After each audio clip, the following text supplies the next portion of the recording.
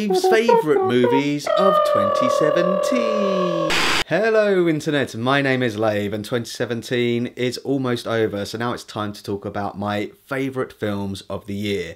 Now I've already talked about my least favourite films of the year. I'll put links up here and in the description, and admittedly there were a lot of stinkers this year, but personally I think 2017 was an amazing year for films, and that's proven by how hard it was to put together this top 10 list. So to help me do it, I had to come up with some ground rules. As I said in my least favourite films list, I'm only going to put films on this one where I've actually reviewed the film. So there are films which I've seen which absolutely deserve to be on this list, like It Comes at Night and Call Me By Your Name, both excellent films which absolutely should be on this list, but I haven't reviewed them, so they're out of here. The other condition is that they have to have been on general release in the UK this year. I mean, there are films which are due to be released next year which I have seen, like Three Billboards Outside Ebbing, Missouri, which is amazing, The Shape of Water, and You Were Never Really Here. Keep an eye out for that one in the new year. It's absolutely fantastic,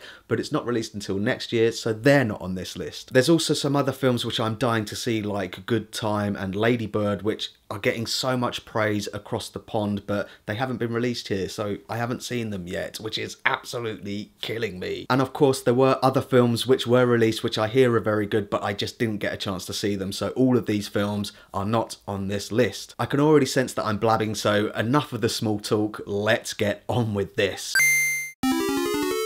Number 10. My number 10 is a British boxing drama called Jawbone, written by and starring Johnny Harris, whose character was a youth boxing champion, but he's hit hard times, so now he's literally fighting for his life. Admittedly, it plays out like every other boxing drama you've ever seen, but it executes it all extremely well. If you like boxing dramas, then absolutely seek this one out. It's one of the best examples out there. I wasn't expecting much from this, but it's brilliant. I absolutely loved it. Number 9. As I said at the top of this video, we tend to get films a little later than the States, and La La Land was actually released in January this year, and I don't even like musicals and... Sorry, what's that? Oh, okay, sorry. My number 9 is actually Moonlight. All joking aside, I really enjoyed La La Land, but Barry Jenkins's Moonlight was something else. It absolutely blew me away. It's a tale about forbidden love, all told through the eyes of this one boy as he grows up at 3 different stages in his life. It's exquisitely shot, it's exquisitely told, it absolutely deserved the Best Picture Oscar. That's why it's my number 9. Number 8. My number 8 choice was going to be a film called Patty Cakes, which is a film about a girl who dreams about being a rapper, who creates music and collaborates with her friends, but unfortunately it just got edged out by Brigsby Bear, which is a film about a boy who collaborates with his friends and family to create a movie based on his childhood TV series. There is a lot more to it than that, which I don't want to give away. There's no spoilers here, but it's absolutely brilliant. I love films that explore the creative process. It's such a weird, quirky, funny film, and probably the best Mark Hamill film you'll see this year. Number 7. Coming in at number 7, it was a huge year for superhero films, but hands down my favourite out of all of them was Logan. I say superhero film when really it's a drama about aging and family. It's so emotional. If it really is Hugh Jackman's last outing as Wolverine, he's going out on a complete high. I absolutely loved it. Number 6. My number 6 film is from Taylor Sheridan, who has written some of my other favourite films like last year's Hell or High Water and Sicario, both terrific films. Here he's making his directorial debut with Wind River, a fantastic, atmospheric, set in the wilderness crime drama mystery with terrific performances. If The Snowman left a sour taste in your mouth, then go and check Wind River out to see how it's done.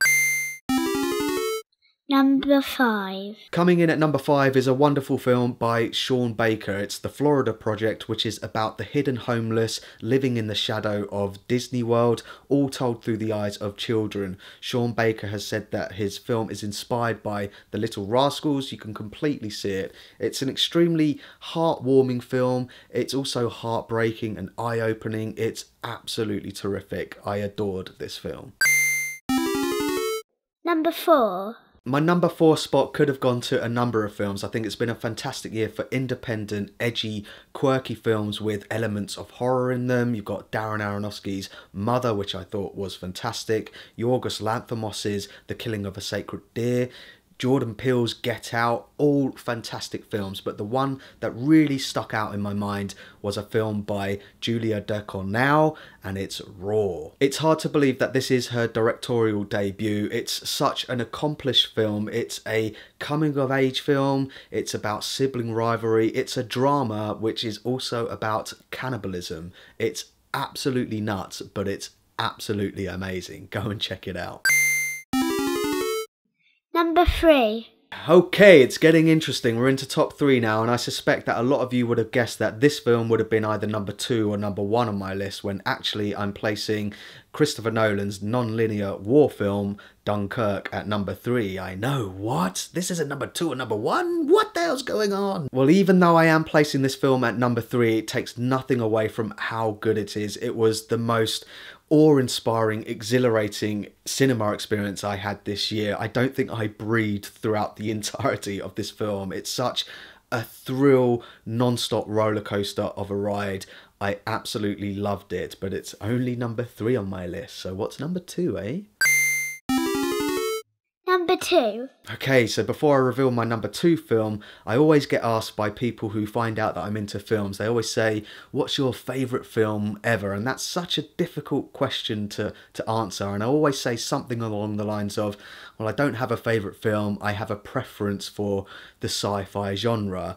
And this year we got Blade Runner 2049, which is a very, very, very special film indeed. The fact alone that this film met and surpassed my expectations is a true testament at how good it is. Denis Villeneuve absolutely knocked it out of the park. It does annoy me that this film didn't perform so well at the box office, but I'm going to echo what professional critic Mark Kermode said. He said, I'm just glad it exists, and I do too. I absolutely adored it. Proper grown-up sci-fi.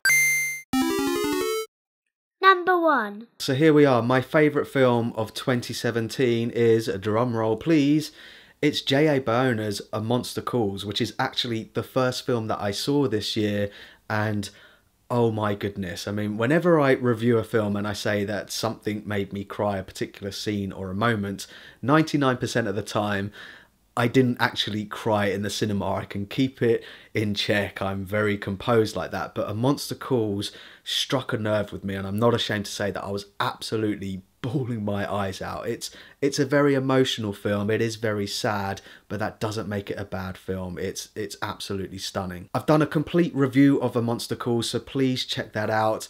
It's everything that I love about film. It incorporates different techniques. It's a mixture of live action and CG, but then it goes another level deep with 3D and 2D animations inspired by water ink art. It's simply stunning.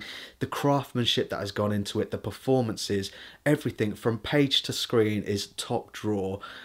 Oh, I absolutely love this film, and that's why it's my number 1 film of 2017. Whoa, indeed. So there we have it. That's my top 10 favourite films of 2017. You cannot say that it's been a bad year for films. I mean, it's had something for everyone. I haven't even mentioned family films like Lego Batman Movie, Paddington 2, other independent films like Get Out, Personal Shopper. Yeah, Kristen Stewart made a good film this year.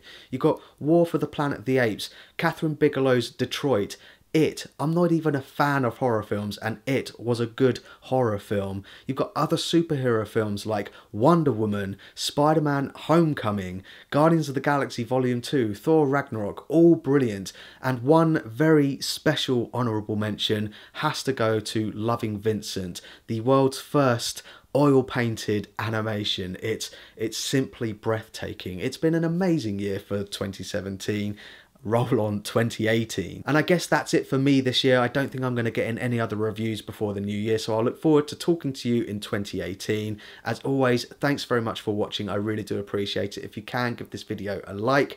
Don't forget to share the Lave and have a very, very happy new year. Go away.